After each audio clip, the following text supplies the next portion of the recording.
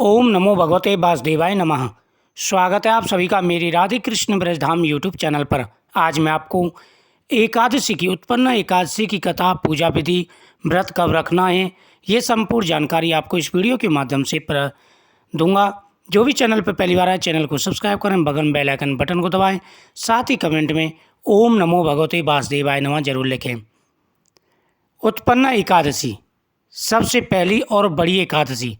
उत्पन्ना एकादशी को उत्पत्ति एकादशी के नाम से जाना जाता है। उत्पन्ना एकादशी के इस शुभ दिन पर भगवान विष्णु के भक्त उपवास रखते हैं और भगवान विष्णु की पूजा करते हैं। यह एकादशी मार्गशीर्ष मास के कृष्ण पक्ष की 11वीं तिथि की होती है। यानी एकादशी का जो व्रत होता है वो जब भी एकादशी आती है महीने की 11वीं तिथि होती है। साल में 24 एकादशी आती हैं, हर महीने 2 एकादशी पड़ती हैं। हर एकादशी का खास महत्व होता है। हिंदू पंचांग के अनुसार मार्गशीर्ष मास के कृष्ण पक्ष में पड़ने वाली एकादशी को उत्पन्ना एकादशी कहा जाता है। इस साल उत्पन्ना एकादशी का व्रत 8 दिसंबर शुक्रवार को पड़ रहा है। इस दिन एकादशी माता का जन्म हुआ था, इसलिए इसे उत्पन्ना एकादशी कहते हैं। एकादशी माता भगवान विष्णु का ही स्वरूप मानी जाती हैं। इस दिन भगवान विष्णु की पूजा की जाती है और व्रत रखा जाता है। कहते हैं कि मार्गशीर्ष माह की एकादशी भगवान विष्णु को बेहद ही प्रिय है। वैसे तो भगवान विष्णु को सभी एकादशियाँ प्रिय हैं, लेकिन अगर आप व्रत रखना चाह रहे हैं, व्रत शुरू करना चाह रहे हैं तो उत्पन्न एकादशी से ही व्रत शुरू करें। एकादशी तिथि की शुरुआत 8 दिसंबर को सुबह 5:06 से शुरू होगी और समापन 9 दिसंबर को सुबह 6:31 पर होगा। उदय तिथि के अनुसार उत्पन्न एकादशी 8 दिसंबर को ही मनाई जाएगी। उत्पन्न एकादशी का पारण 9 दिसंबर को दोपहर 1:16 से लेकर के 3:20 के बीच में होगा। उस दिन सुबह जल्दी उठकर के स्नान आदि से निवृत्त हो जाएं। इसके बाद घर के मंदिर की सफाई करके दीप प्रज्वलित करें, भगवान विष्णु का अभिषेक करें और फिर उन्हें नारियल, सुपारी, फल, लौंग, धूप, पंचामृत, तुलसी पत्र, मिष्टान आदि चीज़ें अर्पण करें। इस बात का विशेष ध्यान रखें कि भगवान को सिर्फ सात्विक चीज़ों का भोग लगाएं। लहसुन, प्याज आदि का बिल्कुल भी भोग भगवान को नहीं लगाना चाहिए और घर में तामसिक भोजन नहीं बनना चाहिए। भगवान विष्णु के भोग में तुलसी को जरूर सम्मिलित करें। ऐसा माना जाता है कि बिना तुलसी के भगवान विष्णु भोग ग्रहण नहीं करते। इस पावन दिन भगवान विष्णु के साथ ही माता लक्ष्मी की पूजा भी करें।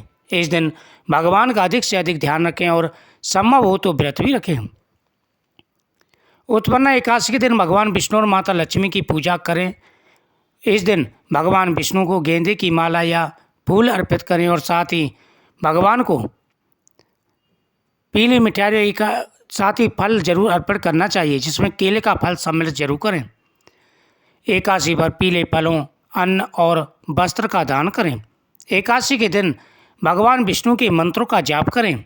एकादशी के दिन सुबह भगवान की पूजा के बाद पीपल के पेड़ की पूजा करनी चाहिए। एकादशी पर शाम को घी का दीपक जलाएं। ऐसा करने से आपके घर में सुख और समृद्धि आएगी तथा आपकी प्रत्येक मनोकामना पूरी होगी। भगवान विष्णु के सामने दीपक जला करके हाथ में पुष्प लेकर के इस कथा का श्रवण करें। प्राचीन समय की बात है, नाड़ीजंग नाम का एक राक्षस था जिसका पुत्र था मुर। वह बड़ा बलशाली था। उसने भगवान को प्रसन्न करके अनेक प्रकार के वरदान प्राप्त कर लिए। अब उसने सभी देवताओं को सताना प्रारंभ कर दिया। सूर्य, चंद्र, वरुण, यम, कुबेर सभी को उनके स्थानों से अलग कर दिया और स्वयं ही उनके स्थान पर बैठ करके उनके कार्यतत्व को संभालने लगा। सभी देवता एकत्र होकर के भगवान शिव के पास गए। भगवान शिव से कहने लगे कि हे प्रभु, हमारी रक्षा करें।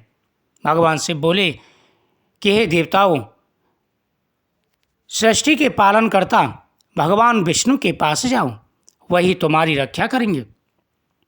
ऐसा सुनकर के सभी देवता भगवान विष्णु के पास गए। भगवान विष्णु की अनेक प्रकार से स्तुति करने लगे, हाथ जोड़ के कहने लगे कि हे प्रभु, आप ही हमारे पालन करता हैं, आप ही रक्षा करता हैं, आपके सिवाय हमारी रक्षा कौन कर सकता है। हे गोविंद, हे माधव, हम आपकी शरण में आए हैं, कृपा करके हमारे कष्टों को हरें। ओम नमो भगवते वासुदेवाय नमः। ओम नमो नारायणाय नमः।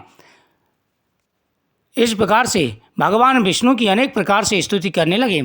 कृष्णाय वासुदेवाय हरि परमात्मने प्रणतः कलेशनाशाय गोविंदाय नमो नमः। अगर किसी भी प्रकार की कोई परेशानी हो तो इस मंत्र को बोलते हुए भगवान को तुलसी पत्र अर्पण करना चाहिए। जो व्यक्ति भगवान को इस मंत्र बोल करके तुलसी पत्र अर्पण करते हैं उनकी सारी व्याधियां दूर हो जाती हैं। देवताओं की स्तुति सुनकर के भगवान विष्णु बोले कि हे देवताओं, तुम्हें किस बात का कष्ट है? इंद्र बोले कि प्रभु, मुर नामक दैत्य ने हमारा राजपाट छीन लिया है और हमें स्वर्ग से निकाल दिया है। भगवान विष्णु कहते हैं कि हे देवताओं, तुम किसी भी प्रकार की चिंता मत करो, मैं तुम्हारे कष्टों को अवश्य दूर करूँगा। अब तुम मुर की नगरी जाओ, मैं भी शीघ्र आकर के उससे युद्ध करूँगा।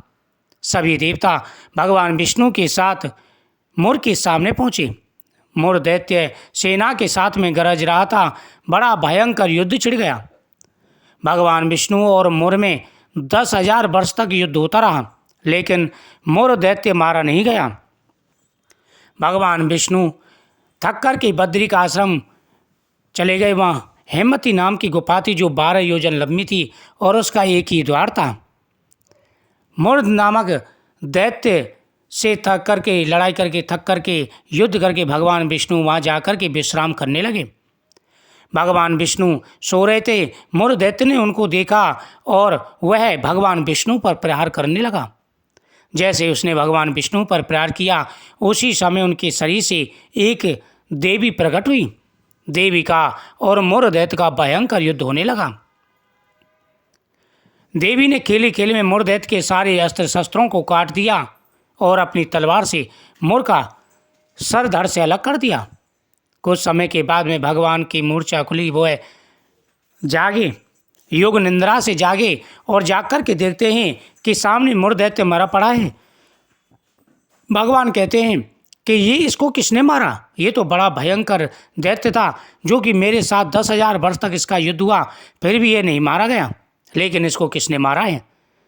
सामने खड़ी देवी बोली कि हे प्रभु, आप शयन कर रहे थे, ये आपके ऊपर प्रहार कर रहा था, प्रहार करने वाला था। मैंने आपकी योग माया के शक्ति से उत्पन्न आपके शरीर से हुई हूँ और मैंने इसका वध किया है।